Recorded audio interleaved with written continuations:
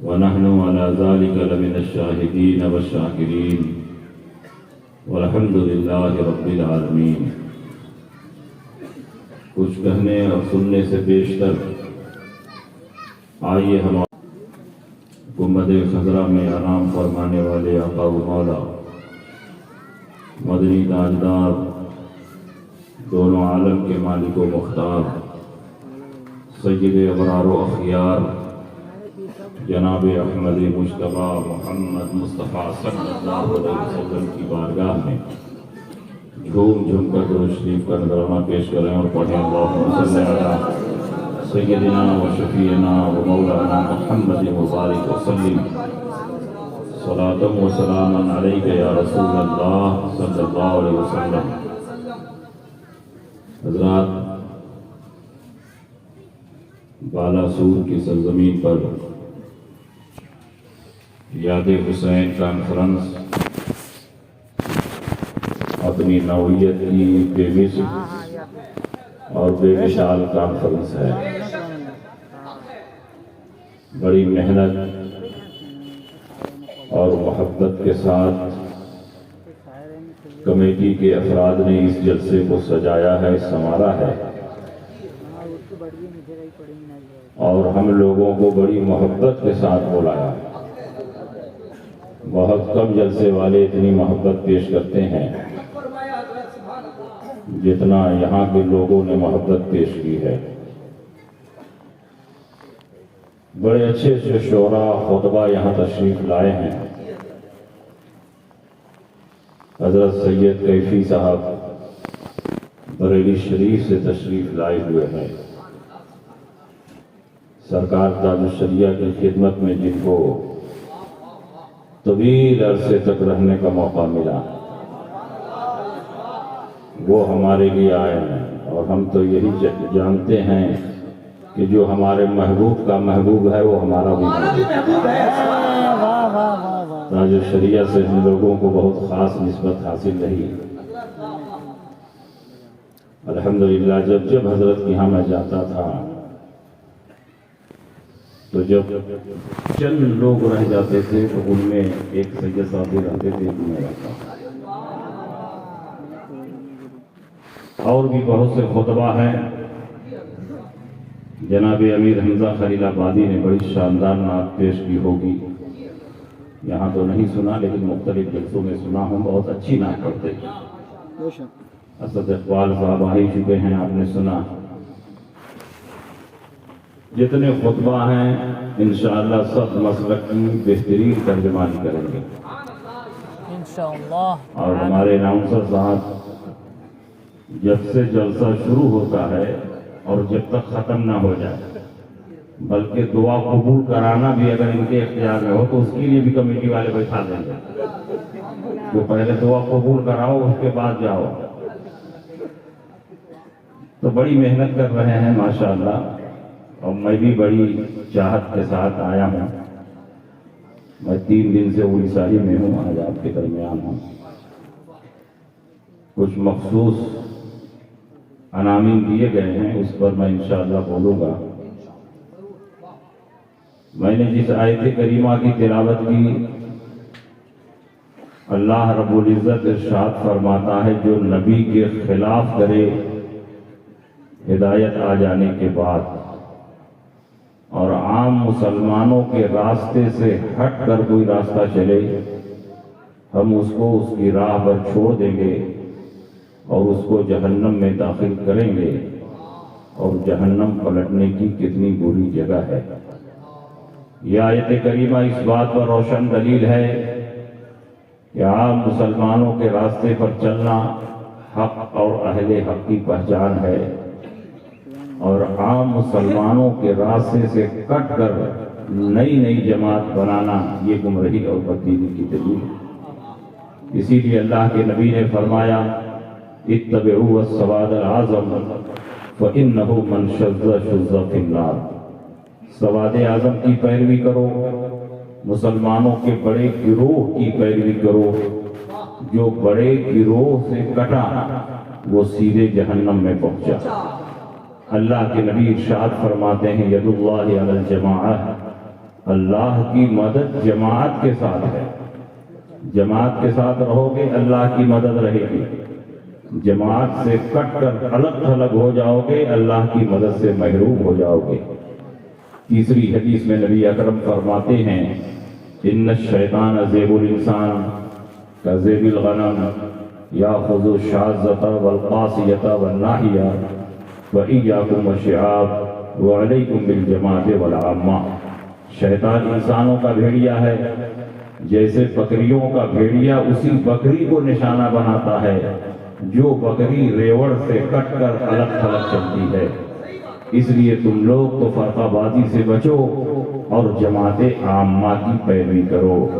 میں آپ سے پوچھنا چاہتا ہوں کہ نبی کہیں سواد اعظم فرما رہے ہیں, کہیں جماعت فرما رہے ہیں, کہیں جماعت عامہ فرما رہے ہیں, تو یہ الفاظ دیکھنے میں الگ الگ لگ رہے ہیں, حقیقت میں سب کا معنی اور مطلب ایک ہے. اہل سنت کے ساتھ رہو, اہل سنت کی پیروی کرو, اہل سنت کے عقیدے پر رہو, اہل سنت کے معمولات کو اپناؤ. اہل سنت کا معنی کہاں سے ہم نے نکالا؟ اپنی طبیعت سے نہیں نکالا, بلکہ نبی اکرم صلی اللہ علیہ وسلم کی حدیث سے یہ معنی نکل رہا ہے.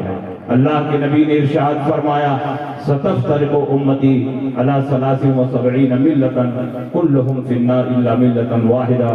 قالوا من ہی یا رسول اللہ؟ قال ما انا علیہ واصحابی. میری امت 73 فرقوں میں بٹ جائے گی, 72 فرقہ جہنمی ہوگا, ایک فرقہ جنتی ہوگا. صحابہ نے پوچھا وہ کون فرقہ ہوگا جو جنتی ہوگا؟ اللہ کے نبی نے ارشاد فرمایا ما انا علیہ واصحابی, جو میرے طریقے پر ہو, میرے صحابہ کے طریقے پر ہو وہ جنتی ہے. جو میرے طریقے سے الگ ہو, صحابہ کے طریقے سے الگ ہو وہ جہنمی ہے. نبی کے طریقے کو سنت کہتے ہیں اور صحابہ کو جماعت کہتے ہیں, اور دونوں کو ملا دو تو اہل سنت والجماعت بنتا ہے. پتہ چلا جو اہل سنت والجماعت کے طریقے پر ہوگا وہ جنتی ہوگا, اور جو اہل سنت سے الگ ہوگا وہ جہنمی ہوگا. چاہے وہ اپنا نام اہل قرآن رکھے, چاہے وہ اپنا نام اہل حدیث رکھے, چاہے وہ اپنا نام اصحاب النظر والتوحید رکھے, خوبصورت لیبل لگا لینے سے کوئی جماعت حق پر نہیں ہو سکتی ہے. حق پر وہی جماعت ہوگی جو نبی کی سنت پر چلے اور صحابہ کے طریقے پر. میں آپ سے پوچھنا چاہتا ہوں کہ نبی اکرم صلی اللہ علیہ وسلم نے اپنی سنت کے ساتھ ساتھ صحابہ کے طریقے کو کیوں لازم قرار دیا؟ کیا صحابہ کا طریقہ نبی کے طریقے سے الگ ہے؟ جو نبی کا طریقہ ہے وہی تو صحابہ کا طریقہ ہے. تو نبی نے صرف ایک ہی بات کیوں نہیں ارشاد فرما دی جو میری سنت پر چلے وہ جنتی ہے؟ یا نبی نے ڈائریکٹ یہ کیوں نہیں فرما دیا جو قرآن پر عمل کرے وہ جنتی ہے, جو حدیث پر عمل کرے وہ جنتی ہے؟ نبی اپنی سنت کے ساتھ ساتھ صحابہ کے طریقے کو کیوں لازم کر رہے ہیں؟ اس لیے کہ نبی کو معلوم ہے کہ ایک وقت آئے گا اور کچھ جماعتیں پیدا ہوگی جو صحابہ کو چھوڑ کر نبی کی حدیث پر عمل کرنے کا دعویٰ کریں گی, قرآن پر عمل کرنے کا دعویٰ کریں گی, میری سنت پر چلنے کا دعویٰ کریں گی. لیکن صحابہ کو درمیان سے ہٹا دیا جائے تو نہ قرآن پر عمل ہو سکتا ہے, نہ حدیث پر عمل ہو سکتا ہے, نہ نبی کی سنت پر عمل ہو سکتا ہے. اگر تم قرآن پر عمل کرنا چاہتے ہو, حدیث پر عمل کرنا چاہتے ہو, نبی کی سنت پر چلنا چاہتے ہو تو صحابہ کے دامن کو مضبوطی سے تھام لو. جو صحابہ کے راستے پر ہے وہی حقیقت میں جنتی. نعرہ تکبیر, نعرہ رسالت, مسلک اعلیٰ حضرت, عظمت صحابہ. اب آپ بتائیے, اس دور میں بے شمار فرقے ہیں اور ہر فرقہ یہ دعویٰ کر رہا ہے میں حق پر ہوں, میرے سوا سب غلط اور باطل ہے. آپ کیسے پہچانیں گے کہ کون حق پر ہے کون حق پر نہیں ہے؟ نبی نے ایک آئینہ عطا فرما دیا ہے, جو صحابہ کے راستے پر چلے وہی جنتی ہے. صحابہ کے راستے پر چلنے والا یہی فرقہ ناجیہ ہے, یہی جنتی ہے. میں آپ سے پوچھنا چاہتا ہوں, آج کے دور میں بے شمار باطل فرقے ہیں. ہر فرقے کے عمل کو اور ہر فرقے کے عقیدے کو صحابہ سے پیروی کر کے دیکھو, کیا وہ صحابہ کے عقیدے پر ہیں؟ کیا وہ صحابہ کے راستے پر ہیں؟ ایک دو نہیں, بے شمار باطل فرقوں کو اسی حدیث کی روشنی میں میں پہچان کر کے آپ کے سامنے پیش کر دوں گا کہ یہ صحابہ کے راستے پر نہیں ہے. وقت نہیں ہے, 2-3 فرقوں کی میں نشاندہی کر دیتا ہوں. یہ صحابہ کے راستے پر نہیں ہے. دیوبندی کہتے ہیں ہم صحابہ کے راستے پر ہیں, یہ صحابہ کے راستے پر نہیں ہے. اس لیے کہ صحابہ نبی کے غیب پر ایمان رکھتے تھے, تم غیب کا انکار کرتے ہو. صحابہ نبی کی شفاعت پر ایمان رکھتے تھے, تم شفاعت کا انکار کرتے ہو. صحابہ عقیدہ توسل پر ایمان رکھتے تھے, تم عقیدہ توسل کا انکار کرتے ہو. صحابہ زیارت قبور کو جاتے تھے, تم زیارت قبور کا انکار کرتے ہو. صحابہ ایثار ثواب کرتے تھے, تم ایثار ثواب کا انکار کرتے ہو. صحابہ دور و نزدیک سے یا رسول اللہ کہہ کر پکارتے تھے, تم دور سے یا رسول اللہ پکارنے کو شرک کرتے ہو. تم صحابہ کے راستے پر نہیں ہو. ہم نبی کے غیب پر ایمان رکھتے ہیں, نبی کی شفاعت پر ایمان رکھتے ہیں, عقیدہ توسل پر ایمان رکھتے ہیں, زیارت قبور کو جاتے ہیں, ایثار ثواب کرتے ہیں, میلاد مصطفیٰ کرتے ہیں, دور و نزدیک سے یا رسول اللہ کہہ کر پکارتے ہیں, نبی کی تعظیم میں کھڑے ہو کر صلاۃ و سلام پڑھتے ہیں. جو صحابہ کا عقیدہ ہے وہی ہمارا عقیدہ ہے, جو صحابہ کا طریقہ ہے وہی ہمارا طریقہ ہے. اور نبی نے فرمایا جو صحابہ کے راستے پر ہوگا وہی جنتی. سبحان اللہ, زندہ باد نعرہ تکبیر, نعرہ رسالت, فیضان اعلیٰ حضرت. اور بات بلا دلیل نہ رہے, ہر بات کی دلیل حدیث سے پیش. نبی اکرم صلی اللہ علیہ وسلم کے صحابہ نبی کے غیب پر ایمان رکھتے تھے, یہ ہمارا دعویٰ ہے. اور اس کی دلیل سنیے, بخاری شریف جلد اول کتاب الصلاۃ باب من رکع دون الصف. حضرت امام بخاری نے ہیڈنگ لگائی ہے, جو صف میں پہنچنے سے پہلے مسجد کے دروازے ہی پر اکیلے نیت باندھ کر رکوع میں چلا جائے اور رکوع میں چلتے چلتے صف میں مل جائے, اس کی وہ رکعت شمار میں آئے گی کہ نہیں آئے گی, اس کی نماز ہوگی کہ نہیں ہوگی. حضرت ابو بکرہ کی حدیث نقل کی ہے, ان ابی بکرہ انہ انتہا الى النبی صلی اللہ علیہ وسلم وهو راکع قبل ان یصل الى الصف. حضرت ابو بکرہ مسجد نبوی میں تشریف لے گئے اور جہاں جوتا چپل اتارا جاتا ہے ابھی وہیں پہنچے تھے کہ دیکھا حضور رکوع میں جا چکے ہیں, صحابہ رکوع میں جا چکے ہیں. سوچا وہاں جا کر نیت باندھوں گا تو جاتے جاتے حضور سر اٹھا دیں گے, میری ایک رکعت چھوٹ جائے گی.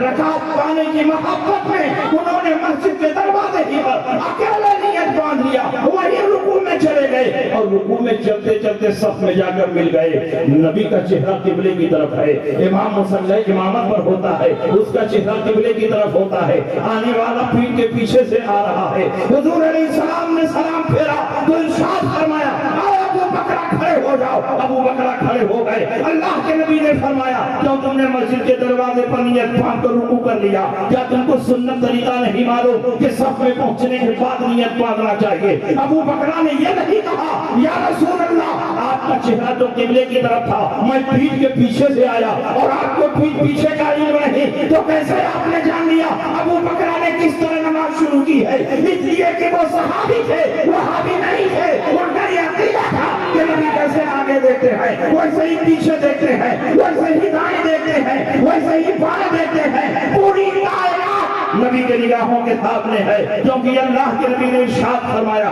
بخاری کی حدیث ہے, انکم ترون قبلتی ہا ہونا, تم سمجھتے ہو کہ میرا چہرہ قبلے کی طرف ہوتا ہے اور میں تم کو پیٹ کے پیچھے نہیں دیکھتا ہوں. واللہ انی لا اراکم ولا صحبی کما اراکم امامی, میں تم کو پیٹ کے پیچھے ایسے ہی دیکھتا ہوں جیسے آگے دیکھتا ہوں. اما لا یخفی علی رکوعکم ولا خشوعکم, تمہارا رکوع بھی مجھ سے چھپا ہوا نہیں, تمہارا خشوع بھی مجھ سے چھپا ہوا نہیں. اللہ نے کائنات کا ذرہ ذرہ میرے نگاہوں کے سامنے کر دیا ہے.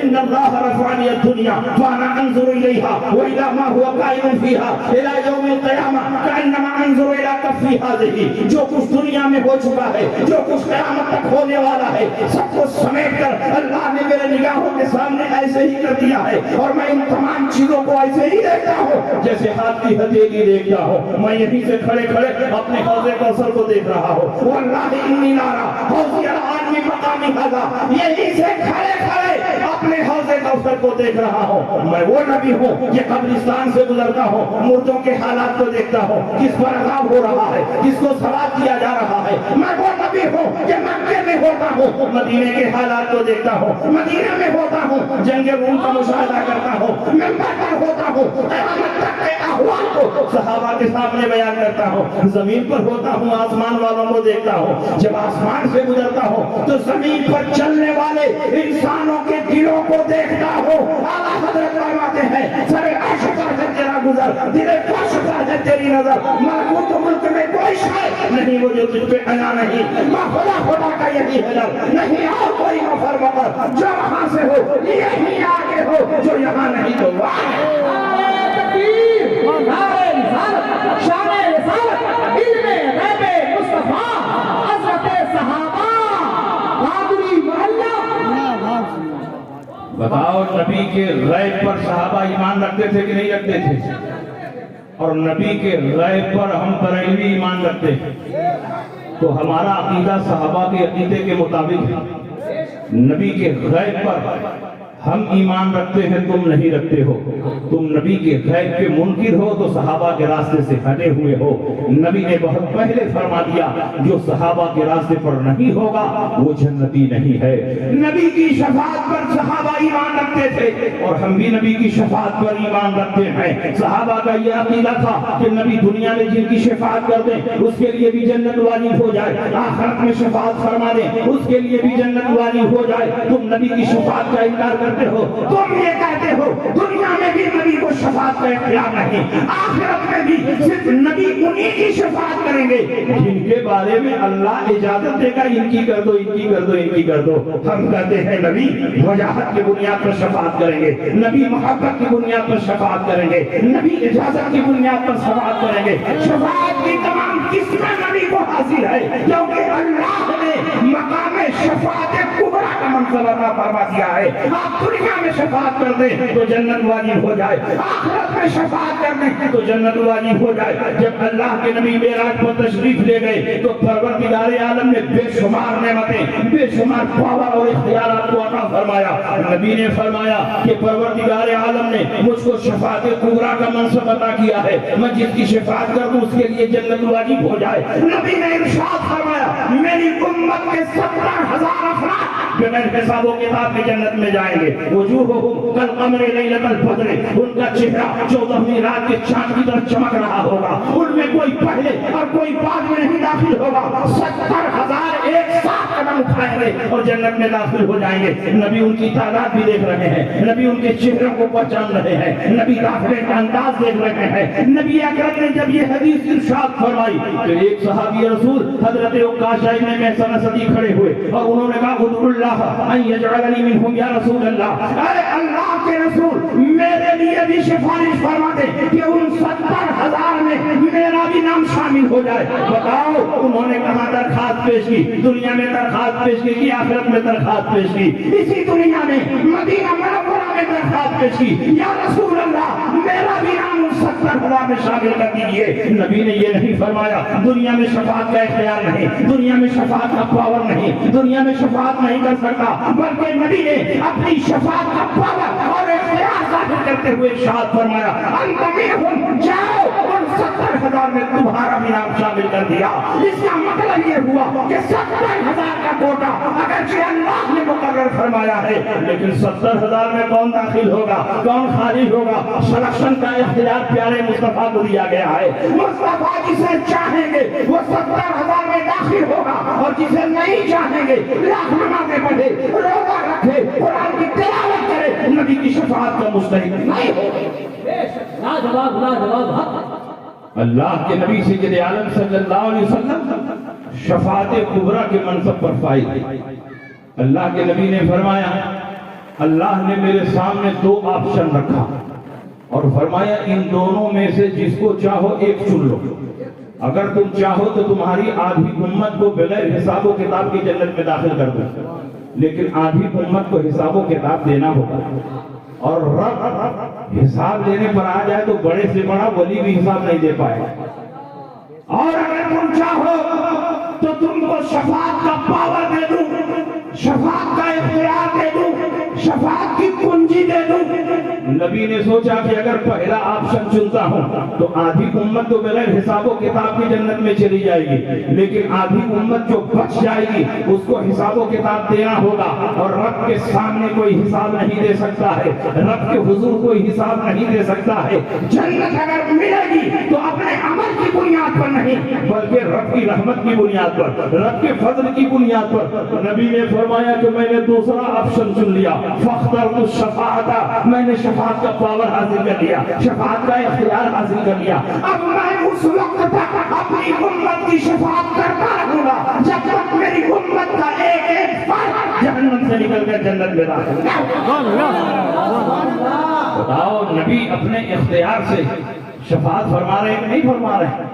جب یہ آیت کریمہ اتری وَلَسَوْفَ يُؤْتِيكَ رَبُّكَ فَتَرْضَىٰ، عنقریب پروردگار عالم آپ کو اتنا عطا فرمائے گا کہ آپ راضی ہو جائیں گے۔ نبی فرماتے میں راضی ہی نہیں ہوں گا، رب فرماتا ہے آپ راضی ہو جائیں گے، نبی فرماتے میں راضی ہی نہیں ہوں گا۔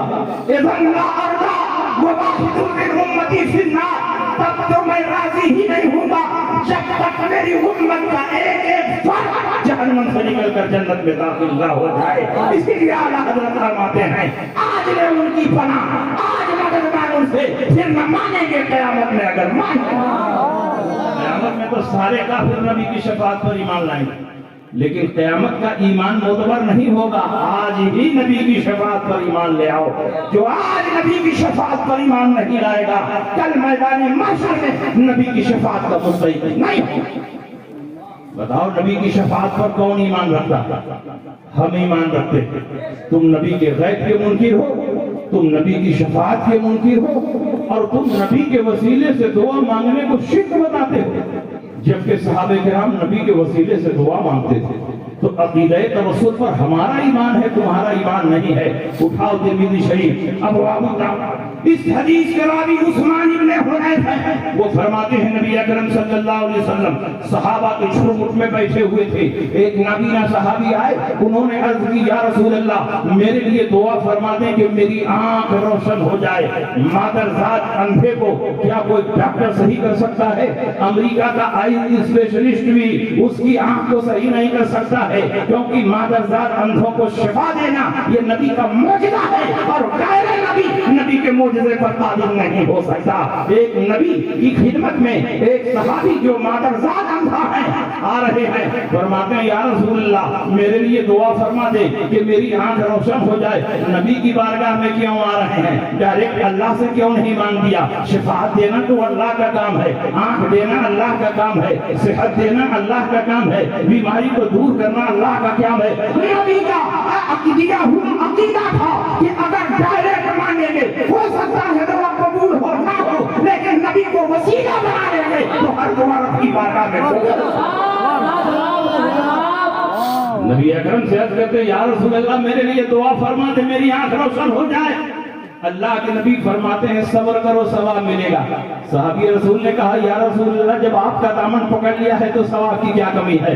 میں چاہتا ہوں میری آنکھ روشن ہو جائے تاکہ آپ کے جمال جہاں آرا کا دیدار کر سکوں، آپ کے رخ انور کو دیکھ سکوں۔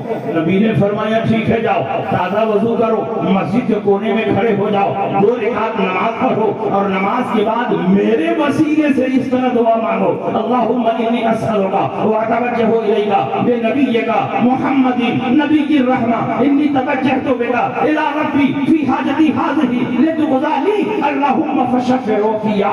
اے اللہ میں تجھ سے مانگتا ہوں، تیری طرف متوجہ ہوں اس نبی کے وسیلے سے جن کو نبی رحمت بنا کر تو نے دنیا میں مبعوث فرمایا ہے۔ اے میرے پروردگار نبی کی سفارش کو میرے حق میں قبول فرما لے۔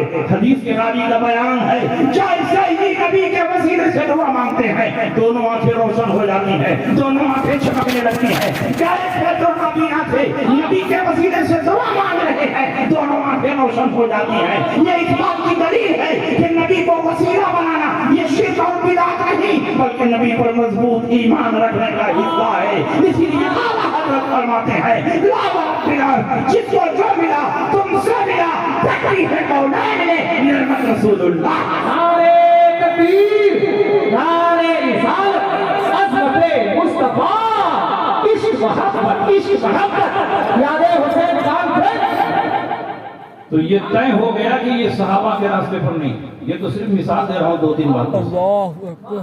اور انہی کے موسیاؤ بھائی ہیں اہل حدیث غیر مقلد. شور موسیاؤ بھائی.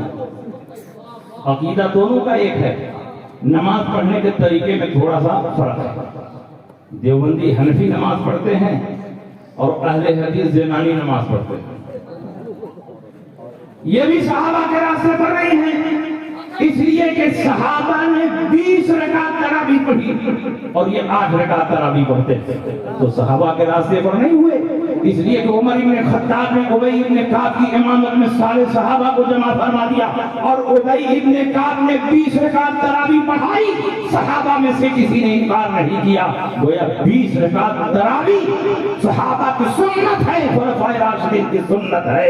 اسی لیے سائق بن یزید فرماتے ہیں کان الناس یقولون فی زمن عمر بن الخطاب 20 رکعتا والوتر. سارے کے سارے صحابہ عمر بن خطاب کے زمانے میں 23 رکعت پڑھتے تھے, 20 رکعت تراویح اور 3 رکعت وتر.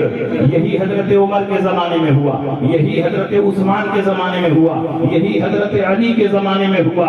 گویا خلفائے راشدین کی سنت ہے کہ تراویح 20 رکعت پڑھی جائے. اور نبی نے فرمایا علیکم بسنتی وسنت الخلفاء الراشدین المہدیین, تم پر میری سنت کی پیروی لازم ہے اور خلفائے راشدین کی سنت کی پیروی بھی لازم ہے. جو 20 رکعت پڑھ رہے ہیں وہ بنا نہیں کر رہے ہیں بلکہ خلفائے راشدین کی سنت پر چل رہے ہیں, اور خلفائے راشدین کی سنت پر چلنا یہ حقیقت میں رسول پاک کی کتاب ہے. نماز پڑھنا ہوا تو گھٹا دیا, اب گوشت کھانا ہوا تو بڑھا دیا. کہا قربانی 3 دن نہیں ہے 4 دن. سارے صحابہ 3 دن قربانی کرتے رہے, 1400 سال سے 3 دن قربانی ہوتی رہی. اور مکہ کی سرزمین پر, اس پاک سرزمین پر جب سے ان ناپاکوں کی حکومت قائم ہوئی, انہوں نے کہا قربانی 3 دن نہیں ہے بلکہ 4 دن ہے. سارے صحابہ غلط, تابعین غلط, ائمہ مجتہدین غلط, اولیاء کاملین غلط, ساری دنیا کے حجاج غلط. قربانی 3 دن نہیں ہے بلکہ 4 دن. اور اجلہ صحابہ کی روایتیں موجود ہیں, جس میں حضرت علی, حضرت عمر اور عبداللہ ابن عمر اور براء ابن عازب ایام النحر ثلاثۃ افضلها اولها. قربانی 3 دن ہے اور پہلے دن قربانی کرنا افضل ہے. مگر گوشت کھانا ہوا تو بڑھا دیا, نماز پڑھنا ہوا تو گھٹا دیا. کہ اگر تم حنفی بنو گے 20 پڑھنی پڑے گی, شافعی بنو گے 20 پڑھنی پڑے گی, مالکی بنو گے 20 پڑھنی پڑے گی, حنبلی بنو گے 20 پڑھنی پڑے گی. سب سے بہتر یہی ہے کہ غیر مقلد بن جاؤ, 8 ہی رکعت میں کام چل جائے. دن بھر بزنس تجارت میں دوڑتے رہتے ہیں, جھوٹ فساد بولتے رہتے ہیں, تو اب رات کو 20 رکعت تراویح کیسے پڑھ پائیں گے؟ تو خود بدلتے نہیں, قرآن کو بدل دیتے. ہوئے کس درجہ فقیہان حرم بے توفیق. اور ان کے ایک مجتہد ہے صدیق حسن بخاری, انہوں نے تو اپنی کتاب بدور الحیلہ میں یہاں تک فتویٰ دے دیا کہ ایک بکرے میں 100 آدمیوں کی قربانی جائز. ایسا فتویٰ کہیں آپ نے سنا تھا؟ مہنگائی کے اعتبار سے ان کا فتویٰ بھی بدل رہا. پہلے ایک بکرے میں ایک کی قربانی ہوتی تھی, جب بکرا مہنگا ہو گیا تو اب ایک بکرے میں 100 آدمیوں کی قربانی ہونے لگی. اور یہ بھی لکھ دیا کہ سب کی قربانی ہو گئی, سب کے ذمے سے وجود ثابت ہو گیا, اب کسی کو الگ سے قربانی کرنے کی ضرورت نہیں ہے. کلکتہ کے شمانیازیوں کی میٹنگ ہوئی, شمانیازی نیتاؤں نے اپنے مولویوں پر دباؤ بنایا کہ تم لوگ تو نئی نئی باتیں پیدا نہیں کرتے ہو, اسی لیے شمانیازی جماعت آگے نہیں بڑھ رہی. تم لوگ بھی نئی نئی باتیں پیدا کرو, سہولتیں پیدا کرو. جب تم نئی نئی سہولتیں نکالو گے تو لوگ تمہاری جماعت میں شامل ہو گے, تمہاری جماعت بھی بڑھتی رہے گی. غیر مقلدین کو دیکھو, آئے بھی نیا نیا فتویٰ, نئی نئی چیزیں لوگوں کے سامنے پیش کرتے رہتے ہیں. شمانیازیوں کی میٹنگ ہوئی, 3 دن تک کلکتہ کی سرزمین پر سیمینار ہوا, اور 3 دن کے بعد انہوں نے فتویٰ جاری کیا کہ اگر ایک بکرے میں 100 آدمیوں کی قربانی جائز ہے تو ایک مرغے میں 7 آدمیوں کی قربانی جائز. تو بتائیے یہ جنتی ہو سکتے ہیں؟ ان دونوں کا فتویٰ بتا رہا ہے کہ یہ جنتی نہیں ہے, جہنمی. رسول پاک سید عالم صلی اللہ علیہ وسلم نے فرمایا فَمِّنُوا تَحَایَاكُمْ فَإِنَّهَا عَلَى الصِّرَاطِ مَضَایَاكُمْ موٹے اور فرما جانوروں کی قربانی کرو کیونکہ اسی قربانی کے جانور پر بیٹھ کر پل صراط پار کرنا. جس قربانی کے جانور کو آپ ذبح کرتے ہو اسی پر بیٹھ کر پل صراط پار کرو گے. جانور موٹا ہونا چاہیے, فرما ہونا چاہیے تاکہ تم اس پر بیٹھ کر پل صراط پار کر سکو. اور بخاری کی دوسری حدیث میں ہے کہ اسی پل صراط کے نیچے جہنم ہے. تو دونوں حدیثوں کو جوڑ دو. جب ایک بکرے پر 100 غیر مقلد سوار ہوں گے اور ایک مرغے پر 7 شمانیہ بھی سوار ہوں گے تو بکرا بھی وہیں الٹ جائے گا, مرغا بھی وہیں. بتاؤ یہ دونوں کہاں جائیں گے؟ جہنم میں جائیں گے. ہم کو جہنم میں نہیں جانا ہے, اس لیے ہم جہنمیوں کے ساتھ نہیں رہیں گے, ہم جنتیوں کے ساتھ رہیں گے. جنتی غوث پاک ہے, جنتی خواجہ اجمیری ہے, جنتی قطب الدین بختیار کاکی ہے, جنتی محبوب الہی ہے, جنتی سری سختی ہے, جنید بغدادی ہے, بایزید بستانی ہے, ذوالنون مصری ہے, زکریا ملتانی ہے, یحییٰ منیرزی شرفی ہے, اور مخدوم ماہری, مخدوم کچھگنی ہے. دور اخیر کے سب سے بڑے امام, دور اخیر کے سب سے بڑے مجدد, دور اخیر کے سب سے بڑے محقق اعلیٰ حضرت امام اس لیے ہم کسی اور کے راستے پر نہیں بلکہ ان بزرگوں کے راستے پر چلیں گے. ان بزرگوں نے 20 رکعت تراویح پڑھی, اس لیے ہم 20 رکعت تراویح پڑھیں گے. یہ بزرگ غوث پاک رضی اللہ تعالیٰ عنہ اور ان کے اوپر کے اور ان کے نیچے کے سب نبی کے غیب پر ایمان رکھتے تھے, ہم بھی نبی کے غیب پر ایمان رکھیں گے. سب شفاعت پر ایمان رکھتے تھے, ہم بھی شفاعت پر ایمان رکھیں گے. اس لیے کہ جو اولیاء کرام کا راستہ ہے یہی حقیقت میں صراط مستقیم ہے. نعرے تکبیر, نعرے رسالت, میدان اعلیٰ حضرت یاد حسین کانفرنس سرزمین قادری محلہ. بتائیے یہ غیر مقلدین صرف دھوکہ دینے کے لیے حدیث کا نام لیتے ہیں, ورنہ حقیقت میں یہ حدیث پر عمل نہیں کرتے. حقیقت میں اہل حدیث وہ ہے جو ساری حدیثوں پر عمل کرے.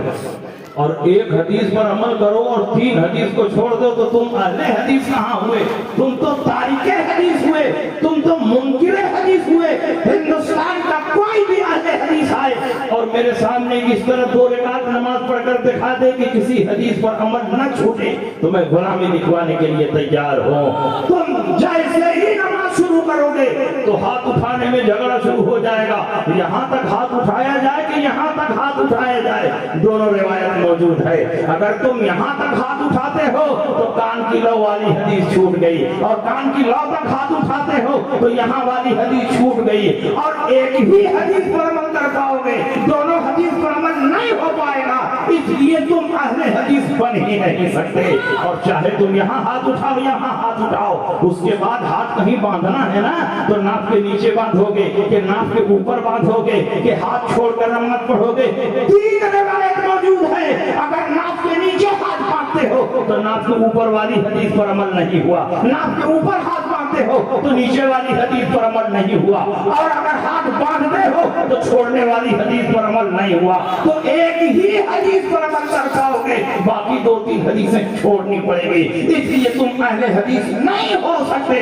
اہل حدیث ہونا بہت مشکل ہے. اس لیے اہل حدیث نہ بنو بلکہ اہل سنت بنو. جب کئی حدیثیں آپس میں ٹکرا جائے تو وہاں یہ تلاش کرنا چاہیے کہ رسول اللہ کی سنت کیا ہے. ہم نے دیکھا کئی حدیثیں ہیں, ایک میں ناف کے نیچے, ایک میں ناف کے اوپر, ایک میں ہاتھ چھوڑنے کا ذکر ہے. تو ہم نے دیکھا اس میں رسول پاک کی سنت کیا ہے. حدیث تو کئی ایک ہے لیکن سنت کیا ہے؟ حضرت علی نے فرما دیا فَإِنَّ مِنَ السُّنَّةِ وَضْعَ الْيَمِينَ عَلَى الْيَسَارِ تَحْتَ السُّرَّةِ. یہ بات سنت سے ہے کہ داہنے ہاتھ کو بائیں ہاتھ پر رکھ کر ناف کے نیچے باندھا جائے. تو ہم اہل حدیث نہیں ہیں, ہم اہل سنت ہیں. جب 2 حدیثیں, 3 حدیثیں, 4 حدیثیں آپس میں ٹکراتی ہیں تو ہم تلاش کر لیتے ہیں رسول پاک کی سنت کیا ہے. نبی کی سنت پر عمل کرو گے تو حدیث پر خود بخود عمل ہو جائے گا, لیکن حدیث پر عمل کرو گے تو ضروری نہیں رسول پاک کی سنت پر عمل ہو جائے. اس لیے کہ ہر سنت حدیث ہے لیکن ہر حدیث رسول اللہ کی سنت نہیں.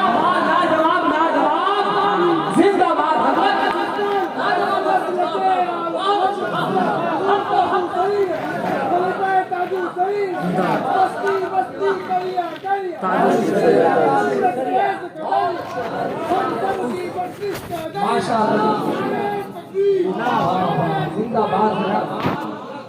کی حدیث کا مطالبہ، میلاد جائز ہے تو بخاری میں دکھائیے، سلام جائز ہے تو بخاری میں دکھائیے، چادر چڑھانا جائز ہے تو بخاری میں دکھائیے، ایصال ثواب جائز ہے تو بخاری میں دکھائیے، 11ویں جائز ہے تو بخاری میں دکھائیے، 12ویں جائز ہے تو بخاری میں دکھائیے۔ جیسا لگتا ہے کہ رسول پاک نے کہیں حکم دیا ہو کہ صرف بخاری کی حدیث پر عمل کرنا، باقی حدیثوں پر عمل نہ کرنا۔ رسول پاک کے زمانے میں نہ بخاری شریف تھی نہ امام بخاری تھے، 3ری صدی ہجری میں امام بخاری پیدا ہوئے اور انہوں نے بخاری شریف لکھی ہے۔ اس لیے معیار یہ نہیں ہونا چاہیے بخاری میں دکھاؤ، معیار یہ ہونا چاہیے کہ صحیح حدیث میں دکھاؤ۔ جہاں جہاں صحیح حدیث ہوگی وہاں وہاں ہم عمل کریں گے، بخاری میں ہوگی تو اس پر بھی عمل کریں گے، اور بخاری کے باہر ہوگی تو اس پر بھی عمل کریں گے۔ اس لیے کہ ہم نے امام بخاری کا نہیں رسول پاک کا کلمہ پڑھا ہے، اس لیے جہاں جہاں رسول پاک کی صحیح حدیث ہوگی وہاں وہاں ہم عمل کریں گے۔ ایک غیر مقلد سے میں نے پوچھا کہ بات بات پر بخاری کی حدیث، کیا تم لوگ ہر مسئلے میں بخاری کی حدیث ہی پر عمل کرتے ہو؟ کہا ہاں، ہم لوگ ہر مسئلے میں بخاری کی حدیث پر عمل کرتے ہیں۔ میں نے کہا بتاؤ بیٹھ کر پیشاب کرتے ہو کہ کھڑے ہو کر پیشاب کرتے ہو؟ کہا بیٹھ کر پیشاب کرتے ہیں۔ میں نے کہا پوری بخاری شریف میں بیٹھ کر پیشاب کرنے کی ایک بھی حدیث دکھا۔ بخاری شریف میں 3 حدیث ہے اور تینوں حدیثوں میں کھڑے ہو کر پیشاب کرنے کا ذکر ہے۔ امام بخاری نے باب باندھا ہے، باب البول قائما وقائدا، بیٹھ کر اور کھڑے ہو کر پیشاب کرنے کا بیان۔ ہیڈنگ لگائی ہے، عنوان قائم کیا ہے، لیکن 3 حدیثیں حذیفہ بن الیمان کی ذکر کی ہے اور تینوں حدیثوں میں کھڑے ہو کر پیشاب کرنے کا ذکر ہے، بیٹھ کر پیشاب کرنے کا ذکر نہیں ہے۔ بخاری میں جو حدیث ہے وہ یہ ہے، اتى النبی صلی اللہ علیہ وسلم سباطۃ قوم فبال قائما وتوضأ ومسح على ناصیته۔ حضور علیہ السلام قوم کے بھوڑ کے پاس آئے، کھڑے ہو کر پیشاب کیا اور پانی منگایا، وضو فرمایا اور اپنی پیشانی کے اگلے حصے پر مسح کیا۔ تو بخاری میں کھڑے ہو کر پیشاب کرنے کا ذکر ہے، تو کیا دنیا کے مسلمان اب کھڑے ہو کر پیشاب کریں؟ اس لیے کہ بخاری شریف میں کھڑے ہو کر پیشاب کرنے کا ذکر ہے؟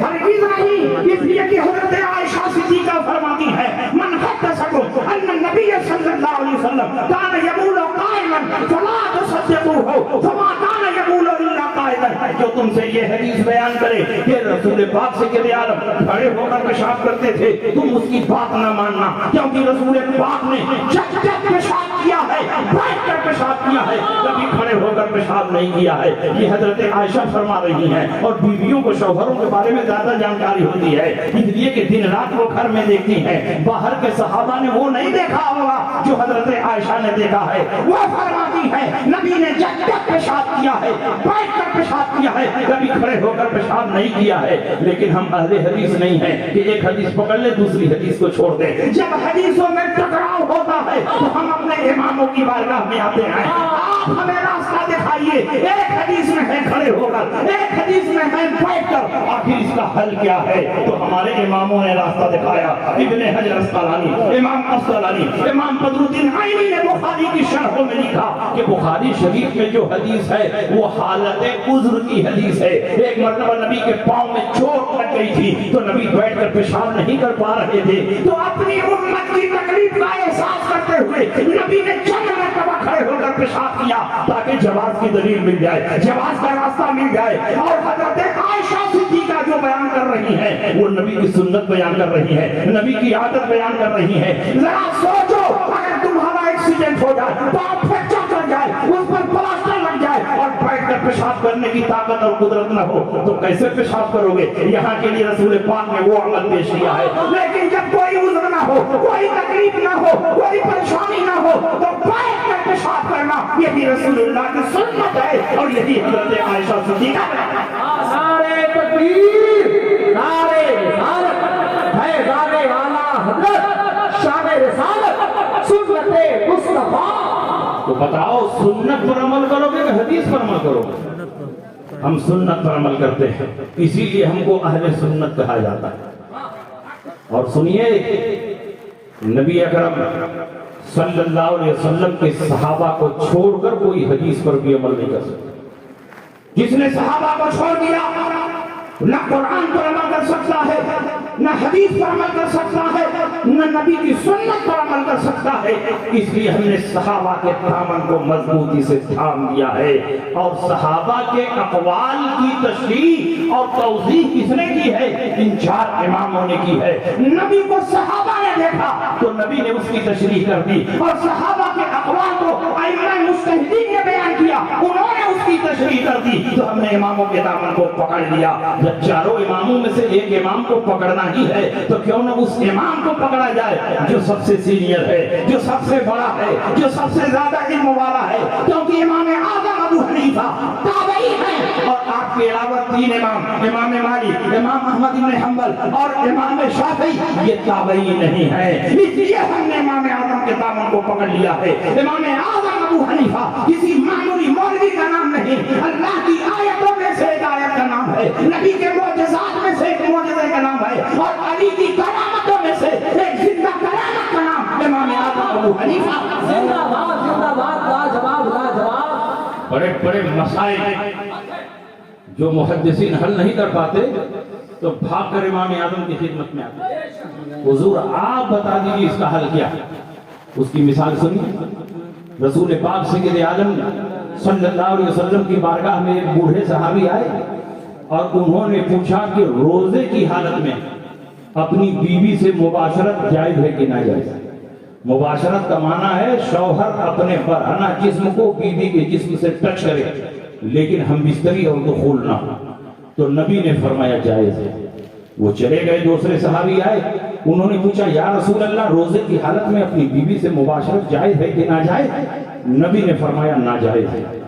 سوال ایک ہے، سوال کی پوزیشن ایک ہے، سوال کی نوعیت ایک ہے، لیکن نبی 2 طرح کا جواب ارشاد فرما رہے ہیں۔ ایک صحابی کے سوال کے جواب میں نبی فرماتے ہیں مباشرت جائز ہے، دوسرے صحابی کے سوال کے جواب میں نبی فرماتے ہیں مباشرت ناجائز ہے۔ اس دور کا بڑا سے بڑا محقق بھی ہوگا تو اس حدیث کے ٹکراؤ کو دور نہیں کر سکتا، اس کے تعارض کو دور نہیں کر سکتا۔ بڑے بڑے امام حیران ہیں، بڑے بڑے محدثین امام ہیں، اگر اس حدیث کے مطابق فتویٰ دیں تو اس کی خلاف ورزی ہوگی، اس کے مطابق فتویٰ دیں اس کی خلاف ورزی ہوگی۔ جب کوئی نہیں حل کر سکا تو امام اعظم کی خدمت میں مسئلہ پہنچا، حضور آپ بتا دیں مباشرت جائز ہے کہ ناجائز؟ نبی کی حدیث میں ٹکراؤ ہے، نبی کی حدیث میں تعارض ہے۔ امام اعظم نے فرمایا کوئی ٹکراؤ نہیں، کوئی تعارض نہیں، یہ تمہارے سمجھنے کا فیل ہے۔ نبی کی خدمت میں پہلے نمبر پر جو صحابی حاضر ہوئے وہ بوڑھے صحابی تھے۔ بوڑھوں میں قوت شہوانیہ کم ہوتی ہے، وہ اپنے مزاج کو کنٹرول کر سکتے ہیں، اپنے جذبات کو قابو میں رکھ سکتے ہیں، تو ان کے لیے نبی نے فرمایا مباشرت جائز ہے۔ اور دوسرے نمبر پر جو صحابی حاضر ہوئے وہ نوجوان صحابی تھے،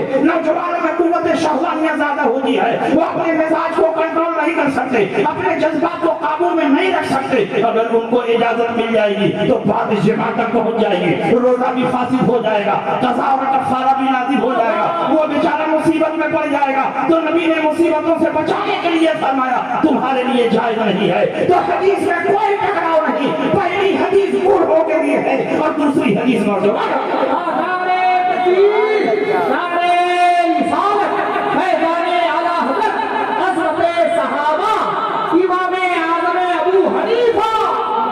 بتاؤ ایسا ٹکراؤ آئے گا تو ہم اور آپ حل کر پائیں گے؟ بڑے بڑے محدثین حل کر پائیں گے؟ بڑے بڑے مفتی حل کر پائیں گے؟ تو ضرورت پڑے گی ایک امام کی۔ اسی لیے ہم نے امام اعظم کے دامن کو مضبوطی سے تھام لیا ہے کہ ہم اپنی عقل سے کوئی فیصلہ نہیں کریں گے۔ آپ نے نبی کی حدیثوں کو بہت گہرائی میں اتر کر سمجھا ہے، قرآن کی آیتوں کو سمجھا ہے، صحابہ کی زندگی کو بہت قریب سے دیکھا ہے، اس لیے آپ جو فیصلہ کریں گے ہم اس فیصلے پر چلیں گے۔ اس لیے ہم نے امام اعظم کے دامن کو تھام لیا۔ اگر تم واقعی قرآن پر عمل کرنا چاہتے ہو تو کسی امام کے دامن کو پکڑ لو۔ تقلید کے بغیر قرآن و حدیث پر عمل ناممکن ہے۔ اس دور کا بڑا سے بڑا مفتی اگر ڈائریکٹ قرآن اور حدیث سے مسئلہ نکالے گا قدم قدم پر ٹھوکر کھائے گا، نہ قرآن پر عمل کر پائے گا نہ حدیث رسول پر۔ مگر یہ غیر مقلدین، یہ غیرت بے شرم یہ کہتے ہیں کہ نہیں ہم تو ڈائریکٹ خود ہی قرآن اور حدیث سے نکال لیتے ہیں، ہم کو کسی امام کی ضرورت نہیں، اور مسئلہ جب نکالنے لگے تو ایسا ایسا مسئلہ نکالا کہ مسئلے کو مسالہ ہی بنا دیا۔ ایک مسئلہ یہ بھی نکالا کہ سور کا گوشت حرام ہے مگر چربی حرام نہیں ہے۔ پوچھا گیا دلیل کیا ہے؟ کہا دلیل قرآن کی آیت ہے، حرمت علیکم المیتۃ والدم ولحم الخنزیر۔ اللہ نے تمہارے اوپر مردار حرام کیا، اللہ نے تمہارے اوپر خون حرام کیا، اللہ نے تمہارے اوپر سور کا گوشت حرام کیا۔ یہ کہتے اللہ نے سور کے گوشت کو حرام کیا ہے، آیت میں چربی کا کہاں ذکر ہے؟ اس لیے گوشت حرام رہے گا اور چربی حلال رہے گی۔ میں نے کہا تم نے بالکل اپنے حساب سے ٹھیک مسئلہ نکالا ہے، تمہارے لیے چربی حلال رہے گی کیونکہ اسی قرآن میں اللہ نے یہ بھی فرمایا الخبیثات للخبیثین والخبیثون للخبیثات والطیبات للطیبین والطیبون للطیبات۔ خبیث اور ناپاک چیزیں ناپاکوں کے لیے ہیں، طیب و طاہر اور پاک چیزیں پاکوں کے لیے ہیں۔ ہم پاک ہیں تو شب برات کا حلوہ ہے، ہم پاک ہیں تو 11ویں کا کھچڑا ہے، تم نجس اور ناپاک ہو تو تمہارے لیے سور کی چربی ہے۔ اس لیے آپ ایک امام کے دامن کو مضبوطی سے تھامنا اور ڈائریکٹ قرآن اور حدیث سے مسئلہ نکالنے کی کوشش کرو گے، قدم قدم پر ٹھوکر کھا جاؤ گے۔ بڑے بڑے صحابہ قرآن و حدیث سے ڈائریکٹ مسئلہ نہ نکال سکے۔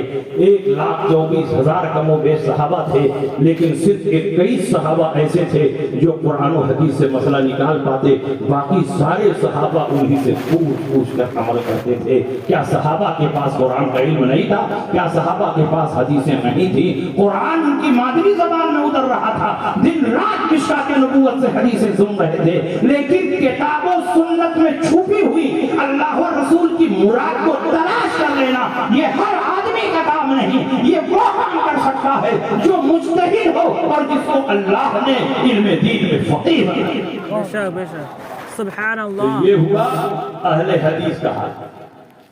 دو فرقوں کی پہچان ہو گئی نا، اور تیسرا فرقہ ہے رافضی اور شیعہ۔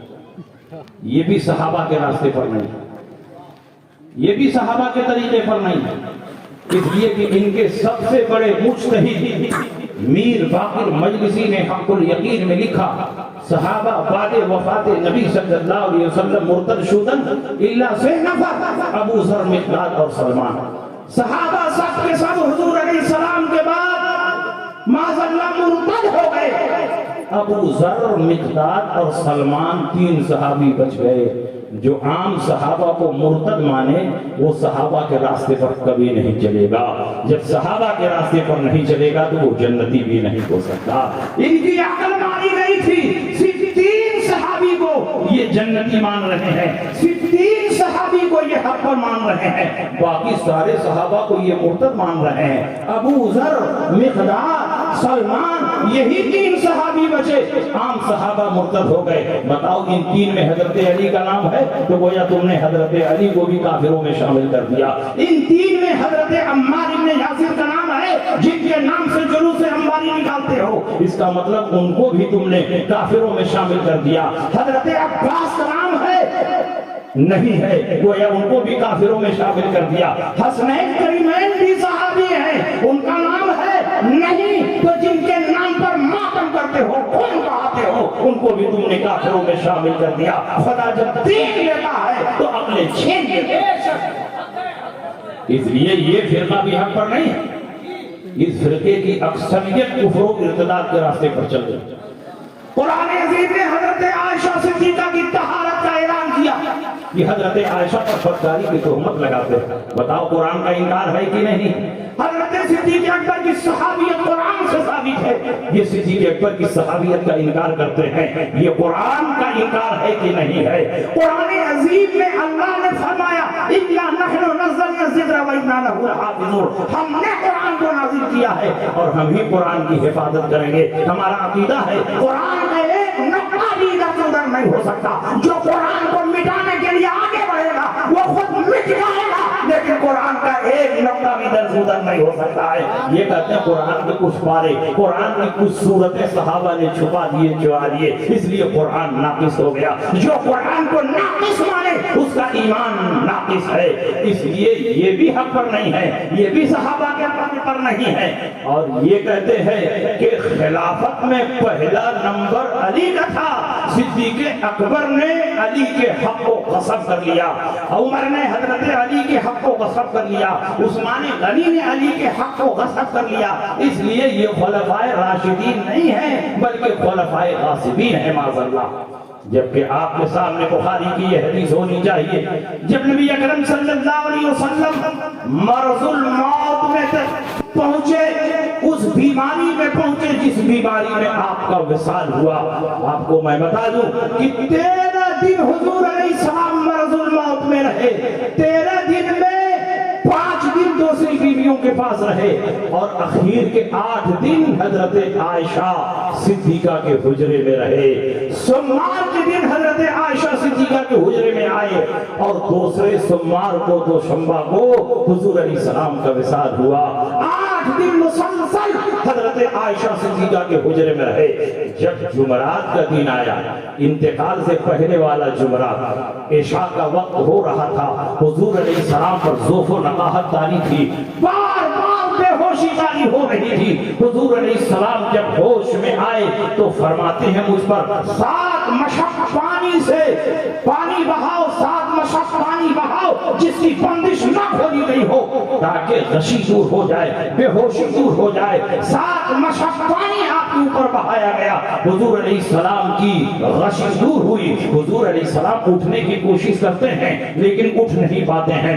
آپ نے کچھ نصیحتیں فرمائی, کچھ وصیتیں فرمائی, پھر اٹھنے کی کوشش کرتے ہیں, اٹھ نہیں پاتے ہیں. پھر حضور نے فرمایا مجھ پر پانی بہایا جائے, بے ہوشی دور ہو جائے, غشی کا اثر ختم ہو جائے. پانی بہایا گیا, غشی دور ہوئی. پھر اٹھنے کی کوشش کرتے ہیں لیکن ذوف و نقاہت کی وجہ سے اٹھ نہ سکے, زمین پر لیٹ گئے. ادھر عشاء کی نماز میں دیر ہو رہی تھی تو نبی اکرم صلی اللہ علیہ وسلم نے فرمایا مرو ابا بکر فلیصلی بالناس, ابو بکر کو حکم دو کہ وہ لوگوں کی نماز پڑھا دیں. حضرت عائشہ صدیقہ نے فرمایا یا رسول اللہ ان ابا بکر اذا قام مقامک لا یستطیع ان یصلی بالناس. ابو بکر بہت رقیق القلب ہیں, بہت نرم دل ہیں, آپ کی جگہ پر کھڑے ہوں گے تو وہ صحابہ کی امامت نہیں کر پائیں گے. آپ عمر کو کہہ دیجئے کہ وہ نماز پڑھائے. نبی اکرم نے فرمایا مری ابا بکر فلیصلی بالناس, ابو بکر کو حکم دو کہ وہ لوگوں کی نماز پڑھائے. حضرت عائشہ نے کہا یا رسول اللہ انہ رجل رقیق, وہ تو بہت نرم دل ہیں, اذا قام مقامک, آپ کی جگہ پر کھڑے ہوں گے, لا یستطیع ان یصلی بالناس, وہ لوگوں کی نماز نہیں پڑھا پائیں گے. عمر سے کہہ دیجئے وہ پڑھا دیں. نبی نے فرمایا مری ابا بکر فلیصلی بالناس, ابو بکر کو حکم دو کہ لوگوں کی نماز پڑھائیں.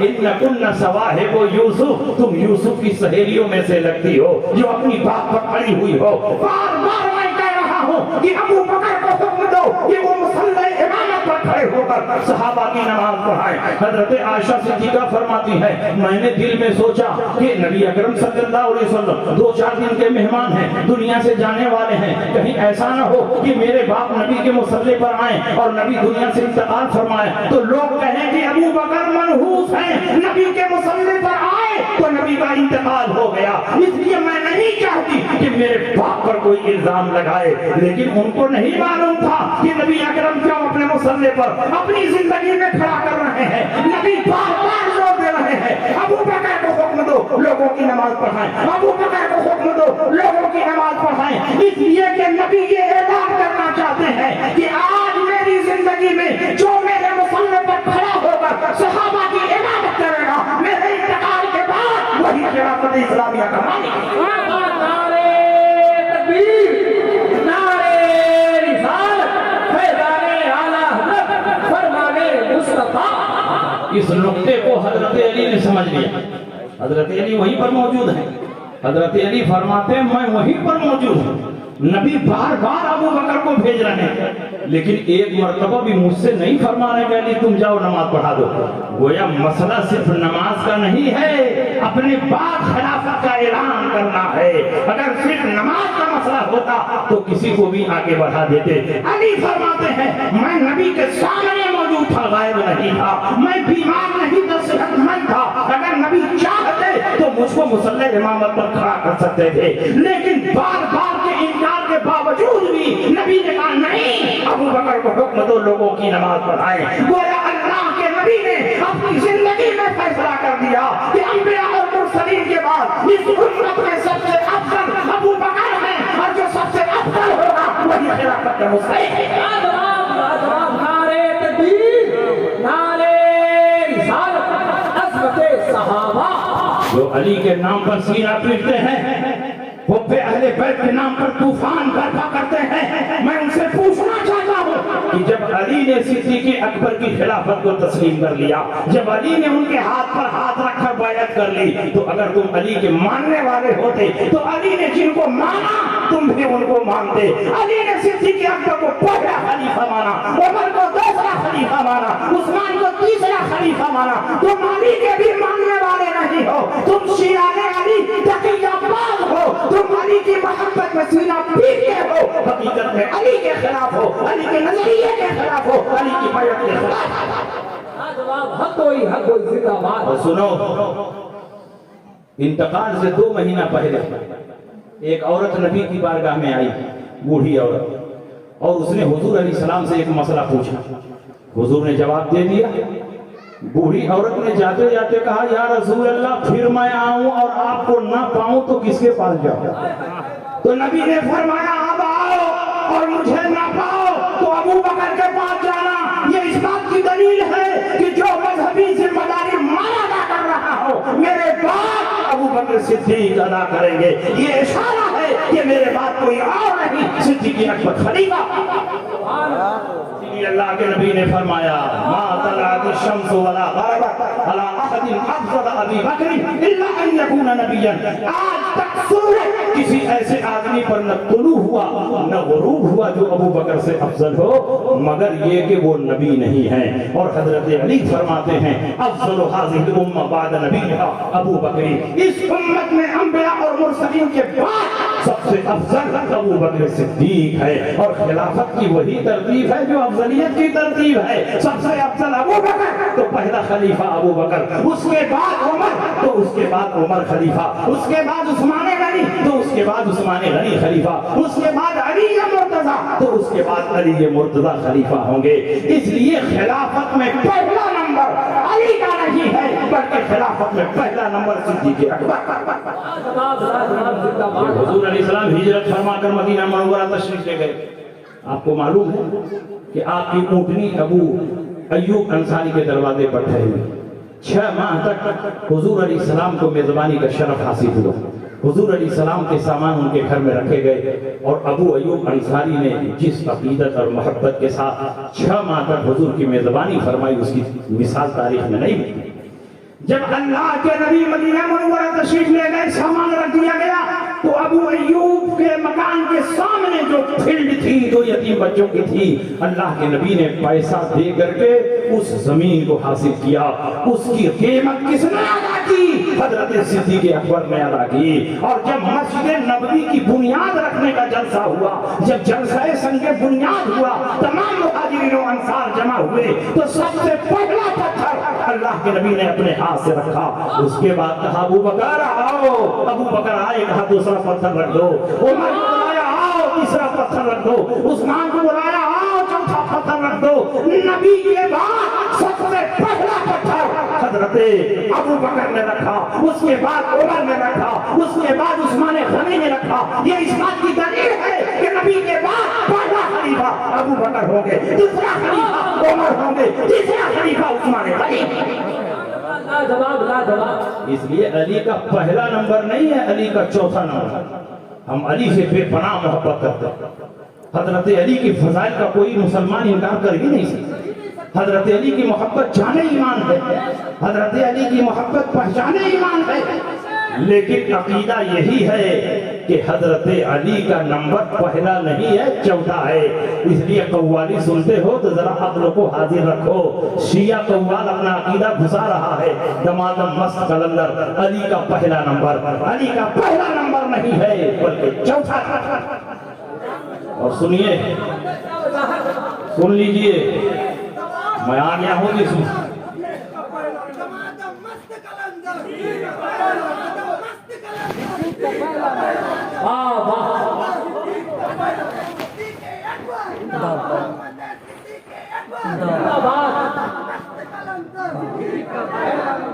اور سنیے، جب حضور علیہ السلام جنگ تبوک میں تشریف لے جا رہے تھے تو حضرت علی کو اپنے ساتھ نہیں لے گئے، کہا اے علی تم کو مدینہ منورہ کا منتظر بنا رہا، مدینہ منورہ کا انتظام تم دیکھو گے، میں جا رہا ہوں۔ حضرت علی نے کہا یا رسول اللہ آپ مجھ کو مدینہ میں چھوڑ کر جا رہے ہیں؟ کہا ہاں تم مدینے کا انتظام دیکھو، مگر اس وقت بھی حضور علیہ السلام نے مسجد نبوی کی امامت حضرت علی کو نہیں دی، عبداللہ ابن ام مکتوم کو دی، اس لیے کہ یہ نبی کی زندگی کا آخری سفر تھا۔ اگر نبی حضرت علی کو مسجد نبوی کی امامت دے دیتے تو کوئی یہ نتیجہ نکالتا کہ نبی نے زندگی کا جب آخری سفر کیا تھا تو علی کو اپنے مسلح پر کھڑا کیا تھا، اس لیے نبی کے وصال کے بعد پہلا نمبر علی کا ہونا چاہیے۔ یہی خاص حکمت تھی کہ حضور علیہ السلام نے پورے مدینے کا انتظام کیا لیکن مسجد نبوی کی امامت ابن مکتوم کے حوالے کی۔ یہ دلیل ہے اس بات کی کہ پہلا نمبر علی کا نہیں ہے، پہلا نمبر صدیق اکبر۔ اور آج کل کچھ مسلمان جشن غدیر منانے لگے، افسوس ہے ان کی عقل پر۔ بے پناہ محبت رکھو حضرت علی سے، محبت میں کوئی کمی نہ کرو، لیکن جشن غدیر منانا یہ شیعوں کا کام ہے، سنیوں کا کام نہیں۔ اور شیعہ اپنے باطل عقیدے کی بنیاد پر جشن غدیر مناتے ہیں۔ شیعوں کا یہ عقیدہ ہے کہ حضور علیہ السلام حجۃ الوداع میں جب حج سے فارغ ہو کر لوٹ رہے تھے تو مقام غدیر میں لکڑی کا منبر منگوا کر اور حضرت علی کی فضیلت پر خطبہ دیا اور اسی خطبے میں ارشاد فرمایا من کنت مولا فعلی المولا، میں جس کا مولا علی بھی اس کے مولا۔ شیعہ کہتے ہیں مولا کا معنی خلیفہ ہے، میں جس کا خلیفہ علی بھی اس کے خلیفہ۔ تو مقام غدیر میں اللہ کے نبی نے مولا علی کی خلافت کا اعلان کیا ہے، اسی لیے شیعہ جشن غدیر منا رہے ہیں۔ تم تو سنی ہو، تمہارا عقیدہ ہے کہ صدیق اکبر پہلا خلیفہ ہے، عمر دوسرا خلیفہ ہے، عثمان غنی تیسرا خلیفہ ہے۔ مقام غدیر میں رسول پاک نے علی کی خلافت کا اعلان نہیں کیا تھا، علی کی محبت کا اعلان کیا۔ مولا کے بہت سے معنی آتے ہیں، 1 درجن سے زیادہ مولا کا معنی۔ مولا کا معنی آقا، مولا کا معنی سردار، مولا کا معنی مالک، مولا کا معنی انعام دینے والا، مولا کا معنی جس کو انعام دیا جائے، مولا کا معنی آزاد کرنے والا جس کو آزاد کیا جائے، مولا کا معنی تابع، مولا کا معنی فرما بردار، مولا کا معنی پڑوسی، مولا کا معنی شریف، مولا کا معنی کفیل، مولا کا معنی داماد، مولا کا معنی بیٹا، مولا کا معنی چچا، مولا کا معنی بھانجا، مولا کا معنی داماد، اور اس کے علاوہ مولا کا معنی ولی، مولا کا معنی وارث، مولا کا معنی مددگار، مولا کا معنی منتظر، یہ سارے معنی آتے ہیں۔ تو تمام معنی کو چھوڑ کر ایک معنی مراد لینا یہ تمہاری جہالت ہے۔ جب ایک لفظ کئی معنوں میں مشترک ہو تو جس کا قرینہ موجود ہوگا وہی معنی مراد لیا ہے۔ ہر جگہ مولا کا معنی خلیفہ ہی نہیں ہوگا، ورنہ قرآن میں اللہ پر بھی مولا کا لفظ بولا گیا۔ واعف عنا واغفر لنا وارحمنا انت مولانا، اے اللہ ہمیں معاف فرما دے، ہماری مغفرت فرما دے، اے اللہ ہمیں بخش دے، انت مولانا، تو ہمارا مولا ہے۔ کیا مطلب؟ معذاللہ اللہ خلیفہ ہے؟ نہیں، تو ہمارا مددگار ہے، تو ہمارا کارساز ہے۔ دوسری جگہ اللہ نے فرمایا وَإِن تَوَلَّوْا فَاعْلَمُوا أَنَّ اللَّهَ مَوْلَاكُمْ نِعْمَ الْمَوْلَىٰ وَنِعْمَ النَّصِيرُ۔ اے نبی اگر یہ آپ سے چہرہ پھیرتے ہیں تو پھیر لیں، کیا بگڑنے والا ہے؟ اللہ آپ آپ کا مولا ہے اور اللہ کتنا بہترین مولا ہے, کتنا بہترین مددگار ہے. تو مولا کا معنی مددگار بھی ہے, مولا کا معنی کارساز بھی ہے. جب مولا کے بہت سے معنی ہیں تو خلیفہ ہی کا معنی کیوں مراد لے رہے ہو؟ میں تم کو بتاتا ہوں قرینہ کیا ہے. نبی نے یہ حدیث کیوں بیان فرمائی, من کنت مولا فعلی المولا, میں جس کا مولا علی اس کے مولا. اس کا بیک گراؤنڈ دیکھو, اس کا شان نزول دیکھو. حضرت خالد ابن ولید اور حضرت برائدہ ابن حسین نے حضرت علی کے اوپر الزام لگایا, حضرت علی سے اختلاف کر لیا, حضرت علی سے جھگڑا ہو گیا. نبی اکرم کو اطلاع ملی کہ علی سے ان لوگوں نے لڑائی کر لی ہے, تو اللہ کے نبی نے علی کی فضیلت میں خطبہ دیا. حضرت برائدہ ابن حسین سے پوچھا کہ کیا تم علی سے دشمنی کرتے ہو, کیا تم علی سے نفرت کرتے ہو, کیا تم علی سے جھگڑا کرتے ہو؟ تو انہوں نے کہا کہ ہاں یا رسول اللہ, میں نے اختلاف کیا ہے. کہا کیوں اختلاف کیا؟ کہا ہم لوگ جنگ سے آ رہے تھے, مال غنیمت کی باندیاں علی کے ساتھ میں تھیں, تو ایک باندی کے ساتھ علی نے رات گزاری اور صبح میں غسل کیا. چونکہ وہ مال غنیمت کی باندیاں تھیں, غنیمت ابھی تقسیم نہیں ہوا تھا اور علی نے اس میں تصرف کیا, اس لیے میں نے اعتراض کیا اور جھگڑا کیا. نبی نے فرمایا علی کا اس میں اس سے زیادہ حق تھا, اس نے ایک ہی باندی کے ساتھ تصرف کیا ہے, اس سے زیادہ کا حق تھا. اور اسی موقع پر اللہ کے نبی نے یہ خطبہ دیا اور فرمایا من کنت مولا فعلی المولا, میں جس کا محبوب علی بھی اس کے محبوب. تم مجھ سے محبت کا دعویٰ کرتے ہو اور میرے علی سے دشمنی کرتے ہو, میرے علی سے جھگڑا کرتے ہو, میرے علی سے اختلاف کرتے ہو. میں جس کا محبوب علی بھی اس کے محبوب, میں جس کا دوست علی بھی اس کے دوست. آگے کی حدیث دیکھو, اللہم والے من والا وعاد من عادا, اے اللہ اس سے محبت فرما جو علی سے محبت کرتا ہے, اس سے دشمنی فرما جو علی سے دشمنی کرتا ہے. تو یہاں تو نفرت اور محبت کی بات چل رہی ہے, خلافت کی بات چل ہی نہیں رہی ہے. تو مقام غدیر میں رسول پاک نے علی کی خلافت کا اعلان نہیں کیا ہے بلکہ علی کی محبت کا اعلان. زندہ باد نعرہ تکبیر, نعرہ رسالت, مسلک اعلیٰ حضرت فیضان حضور مجاہد ملت خلیفہ تاج الشریعہ. اور اگر حضور علیہ السلام نے مقام غدیر میں حضرت علی کی خلافت کا اعلان کیا ہوتا تو حضرت علی کو تو معلوم ہونا چاہیے کہ میری خلافت کا اعلان ہو چکا ہے, گھر والوں کو معلوم ہونا چاہیے میری خلافت کا اعلان ہو چکا ہے. سنیے بخاری کی حدیث, نبی کے وصال سے 3 دن پہلے کی بات ہے, بخاری اٹھا کر دیکھو. حضرت عباس اور حضرت علی حضور علیہ السلام کی خدمت میں گئے عیادت کے لیے. جب باہر آئے صحابہ نے پوچھا کیف وجدتما نبیا, تم نے نبی صلی اللہ علیہ وسلم کو کیسے پایا؟ انہوں نے کہا الحمدللہ طبیعت کچھ ٹھیک ہے. اس کے بعد حضرت عباس علی کا ہاتھ پکڑ کر کنارے لے جاتے ہیں اور فرماتے ہیں اے علی, 3 دن کے بعد ہم لوگ لاٹھی کے غلام ہو جائیں گے. آثار و قرائن بتا رہے ہیں, جسمانی حالت بتا رہی ہے کہ حضور علیہ السلام 3 دن سے زیادہ اس دنیا میں نہیں رہنے والے ہیں. چلو نبی کی بارگاہ میں اور نبی سے پوچھ لیا جائے کہ آپ کے بعد خلیفہ کون ہوگا. اگر حضور فرما دیتے ہیں کہ علی خلیفہ ہوں گے تو ہم لوگ اس کے لیے کوشش کریں گے, اور اگر حضور فرما دیتے ہیں کہ علی نہیں فلاں خلیفہ ہوں گے تو ہم لوگ اس کا ساتھ دیں گے. حضرت علی فرماتے ہیں چچا جان میں نہیں پوچھنے جاؤں گا, اگر رسول پاک نے کہہ دیا کہ میرے بعد تم خلیفہ نہیں ہوگے تو مسلمان زندگی بھر مجھ کو خلیفہ نہیں بنائیں گے, اس لیے میں نہیں پوچھنے جاؤں گا. میں پوچھنا چاہتا ہوں اگر مقام غدیر میں رسول پاک نے علی کی خلافت کا اعلان کر دیا تو علی کو معلوم ہونا چاہیے, عباس کو معلوم ہونا چاہیے, پوچھنے کی کیا ضرورت. اور حضرت علی کو یہ کہنا چاہیے کہ چچا جان پوچھنے کی کیا ضرورت ہے, مقام غدیر میں اللہ کے نبی نے اعلان کر دیا ہے, کون صحابی ہے جو نبی کے اعلان کے خلاف جا سکتا ہے, اس لیے پوچھنے کی ضرورت نہیں ہے. ہماری خلافت متعین ہے, لیکن گھر والے بھی جانتے تھے مقام غدیر میں رسول پاک نے علی کی خلافت کا اعلان نہیں کیا تھا, علی کی محبت کا اعلان کیا تھا, علی کی دوستی کا اعلان کیا تھا.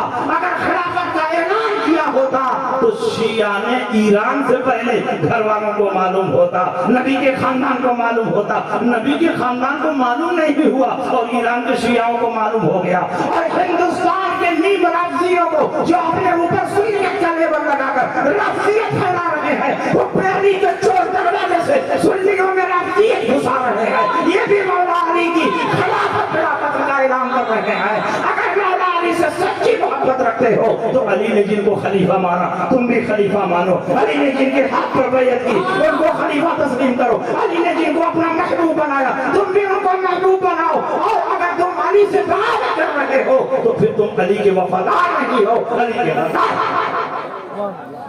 اس لیے آپ ان نیم رافضیوں سے ہوشیار رہیے، اور بہت سے پیر بھی آج کل رافضیت گھسا رہے ہیں سنیوں میں، خانقاہوں میں حضرت علی کی خلافت بلا فضل کا اعلان ہو رہا، جشن غدیر کا اعلان ہو رہا۔ کیا ہمارے بزرگوں نے جشن غدیر منایا؟ کیا ہمارے بزرگوں سے آگے تم بڑھ گئے؟ اس لیے شیعوں کی موافقت نہ کرو، سنیوں کی موافقت کرو۔ حضرت علی میں اور باقی خلفاء میں کوئی جھگڑا نہیں تھا، بڑی محبت تھی، اسی لیے یہ خلفاء ایک ساتھ بیٹھتے تھے، مشورہ کرتے تھے، دین کی ترقی کے لیے کام کرتے تھے۔ علی نے حضرت صدیق اکبر کے دور خلافت میں جہاں جہاں ان کو صدیق اکبر نے بھیجا جنگ لڑنے گئے، جو تحفہ دیا قبول کیا، جو غنائم ملا وہ قبول کیا، اور آپس میں رشتہ داریاں بھی تھی، ان کی لڑکی ان کے بیٹے سے، ان کی لڑکی ان کے بیٹے سے، ان کی لڑکی ان کے بیٹے سے، یہ چاروں خلفاء اپنی اولاد کی آپس میں شادیاں کر رہے تھے۔ یہ دلیل ہے اس بات کی کہ خلفاء راشدین میں کوئی اختلاف نہیں تھا، ان میں زبردست محبت تھی، اور سب مل کر ملت اسلامیہ کے لیے کام کر رہے تھے۔ لاجواب لاجواب، نعرے تکبیر، نعرے رسالت، عظمت صحابہ کرام۔ اور آخری بات سن لیجئے، جو صحابہ سے نفرت اور دشمنی کرے وہ مسلمان نہیں ہو سکتا، کیونکہ صحابہ وہ جماعت ہے کہ اللہ نے ان کو جنت کی بشارت دی ہے، اللہ نے ان کو رضا کا تمغہ عطا فرمایا ہے، ان کی کامیابی اور کامرانی کا اعلان فرمایا ہے۔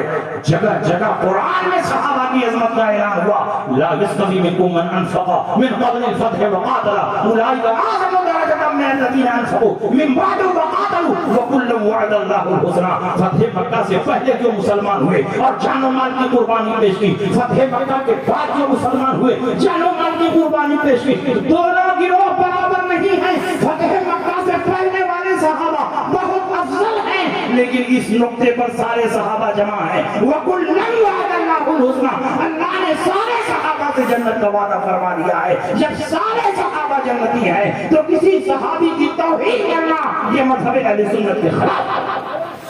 اور اللہ فرماتا ہے والسابقون الاولون من المہاجرین والانصار والذین اتبعوهم بإحسان رضی اللہ عنہم ورضوا عنہ۔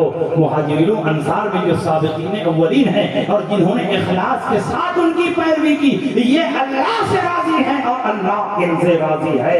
جن سے اللہ راضی ہو اس سے ناراض ہونا مسلمان کا کام نہیں، یہ ناراض ہے اس کا مطلب یہ مسلمان ہی نہیں ہے۔ خلفائے راشدین سے اللہ راضی ہے، ان کو جنت کی خبر دے رہا ہے، ان کو کامیابی کی بشارت دے رہا ہے۔ سارے صحابہ حق پر ہیں، اور صحابہ میں جو لڑائیاں ہوئی، صحابہ میں جو مشاجرات ہوئے، ہم یہ مانتے ہیں کہ ان تمام اختلافات میں علی حق پر تھے، اور علی کے مقابلے میں جو آیا ان سے خطأ اجتہادی ہوئی، لیکن اس کا یہ مطلب نہیں کہ ان کو ہم برا بھلا کہیں، ان کو ہم جہنمی کہیں، ان کی شان میں ہم گستاخی کریں۔ جب سارے صحابہ جنتی ہیں، سارے صحابہ بخشے ہوئے ہیں، سارے صحابہ کامیاب ہیں، سارے صحابہ سے اللہ راضی ہے، تو انہی سارے صحابہ میں امیر معاویہ بھی ہیں، امیر معاویہ بھی جنتی ہے، وہ بھی اللہ راضی ہے، وہ بھی کامیاب اور کامران ہے۔ جو حضرت امیر معاویہ کی توہین کرتا ہے وہ رسول پاک کی حدیثوں اور قرآن کی آیتوں کا انکار کرتا ہے۔ لاجواب لاجواب، نعرے تکبیر، نعرے رسالت، عشق محبت، عشق محبت، یاد حسین خان پھر نبی قادری مولا والے سر مناظر اہل سنت علامہ مفتی شمشاد عبداللہ مصباحی۔ اس لیے آپ پوری مضبوطی کے ساتھ مسلک اعلی حضرت پر قائم رہیں، اور اس موضوع پر بولوں تو صبح تک بولتا رہوں گا، دلیلیں نہیں ختم ہوں گی، لیکن ٹرین کا ٹائم ہو رہا، ٹرین چھوٹ جائے گی تو جلسے والے اپنے گھر چلے جائیں گے، دن بھر ہم کو پریشان ہونا پڑے گا۔ آخری بات، ان سارے فتنوں سے بچنے کا ایک راستہ مسلک اعلی حضرت اور مضبوطی سے قائم ہے۔ مسلک اعلی حضرت کو دل و جان سے لگایا ہو، اس دور میں تمام باطل فرقوں سے نجات مسلک اعلی حضرت کا چلنا لازم اور ضروری ہے. مسلک اعلی حضرت کوئی نیا مسلک نہیں. صحابہ کے مسلک کا نام مسلک اعلی حضرت ہے. تابعین کے مسلک کا نام مسلک اعلی حضرت ہے. تابعین کے مسلک کا نام مسلک اعلی حضرت ہے. غوث و خواجہ کے مسلک کا نام مسلک اعلی حضرت ہے. امام اعظم نے جو نظریہ دنیا کے سامنے پیش کیا اسی نظریے کا نام مسلک اعلی حضرت ہے. امام شافعی نے جو افکار دنیا کے سامنے پیش کیے انہی افکار کے مجموعے کا نام مسلک اعلی حضرت ہے. امام احمد بن حنبل نے جس عشق مصطفیٰ کا چراغ دنیا میں روشن کیا اور جس کے لیے اپنے پشت پر گھوڑے کھائے اسی عشق مصطفیٰ کا نام مسلک اعلی حضرت ہے. پوری مضبوطی سے مسلک اعلی حضرت پر آؤ. آج مسلک اعلی حضرت کی بہت مخالفت ہو رہی ہے اور مخالفت کرنے والے مٹتے جا رہے ہیں. بڑی بڑی خانقاہیں مٹ گئی, بڑے بڑے شیخ مٹ گئے, بڑے بڑے دمدار خطیب مٹ گئے. آج کوئی میلاد میں بھی ان کو پوچھنے کے لیے تیار نہیں. لیکن جو مسلک اعلی حضرت کا پرچم بلند کر رہا ہے وہ ہندوستان سے لے کر یورپ تک مسلک اعلی حضرت کا پرچم لا رہا ہے. مسلک اعلی حضرت کی مخالفت کرنے سے مسلک کا کچھ نہیں بگڑے گا, تمہارا ہی بگڑے گا. تمہاری خانقاہ مٹ گئی, تمہارے اجداد کا نام و نشان مٹ گیا, تمہارے خانقاہ کی پہچان مٹ گئی. اگر تم نے مسلک اعلی حضرت پر مضبوطی سے قائم رہ کر امام احمد رضا کی عظمت کا خطبہ پڑھا ہوتا تو آج لوگ تمہاری راہ میں پھول نہیں اپنے دلوں کا نذرانہ پیش کرتے. اس لیے آپ مسلک اعلی حضرت پر قائم رہو. اور مسلک اعلی حضرت کوئی نیا مسلک نہیں ہے, پانچواں مسلک نہیں ہے.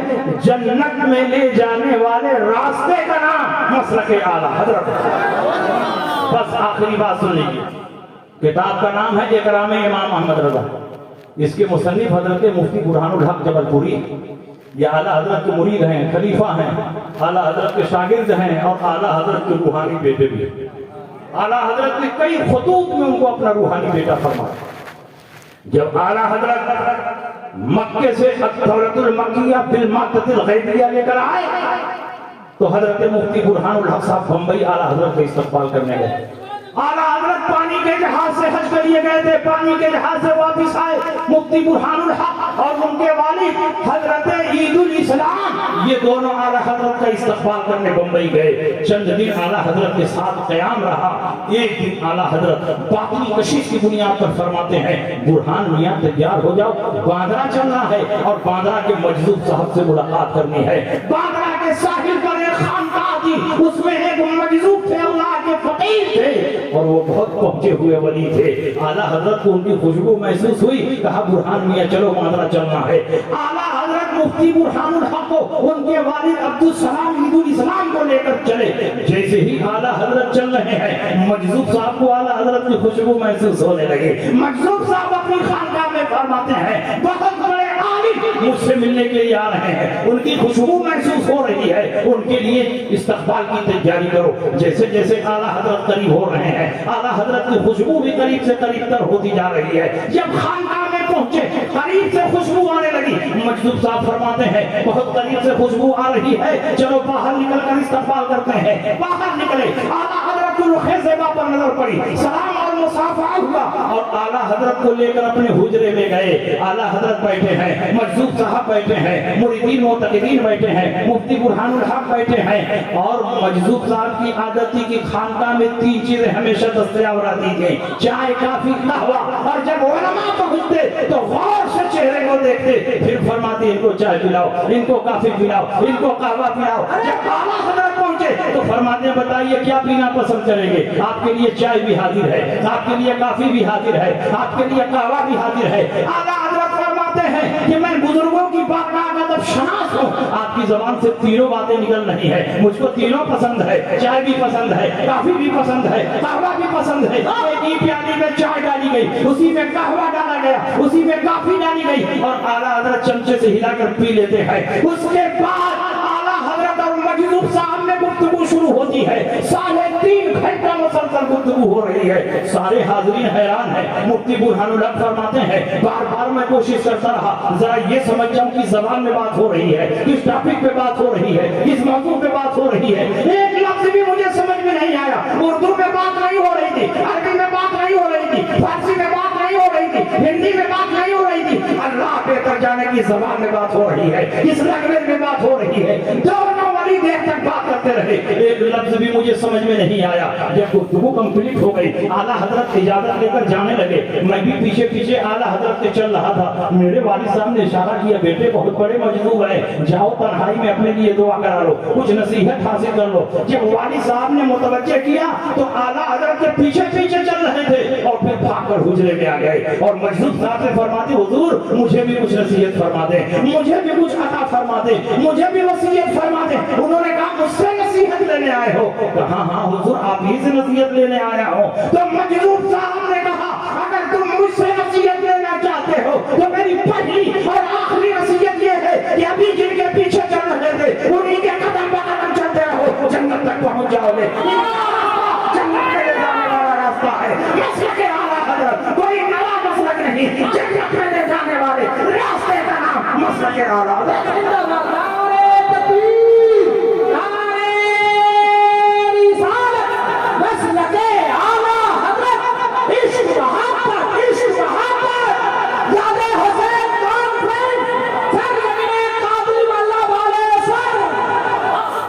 بس انہی گفتگو اور انہی باتوں کے ساتھ میں آپ کے درمیان سے رخصت ہو رہا ہوں.